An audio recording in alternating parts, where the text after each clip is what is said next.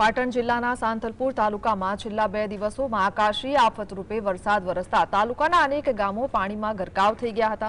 ચારે તરફ પાણી જ પાણીનું દ્રશ્ય જોવા મળ્યું હતું અને ધીમે ધીમે પાણી ઓસરતા તારાજીના દુઃખદ દ્રશ્યો સામે આવ્યા।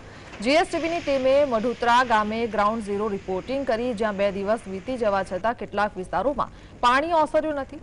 લોકોની હાલત દયનીય બની છે અને તેઓએ સરકાર પાસેથી તાત્કાલિક સહાયની માંગ કરી છે।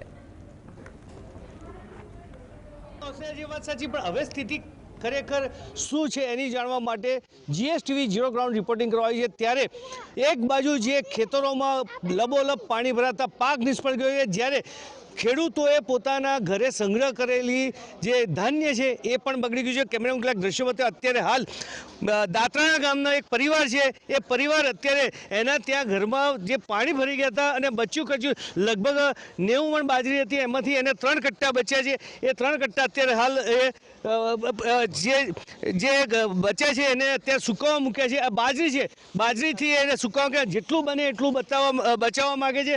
આમ આ મઢુતરા ગામના એક જે પરિવારના મોભી છે।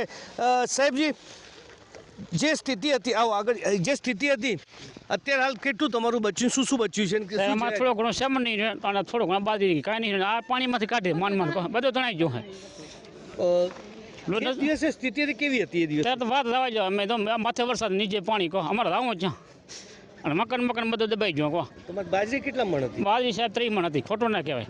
એમાં આ નીહરિયાળી બીજી બધી તણાઈ પાણી માનો બીજી ઢેકડાઈ ગઈ। કહો સેમન કાંઈનો છોકરો ઉગડે પહેરવા નથી રહ્યા। કહો આપે પણ આ કેવો અનુભવ કર્યો? પહેલી વખત આવું જોયું? પહેલી ફરક પહેલી ફેર લેવું સાહેબ, એમ કોઈ દી જોયું નથી। નકર તમે ના છે તો રહી થોડોક પહેલી જ ફેર પાણીમાં બધું અમારું સેમન તણાઈ ગયું। કહો આ છોકરા માંડ બચાયા, લુગડે નથી પહેરવાનું। જે સરકાર તરફથી કોઈ સહાય એવી મળી છે ખરી?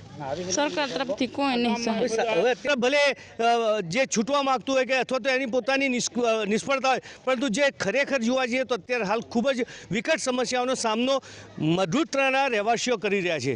અલ્કેશ પંડ્યા, જીએસટીવી, પાટણ।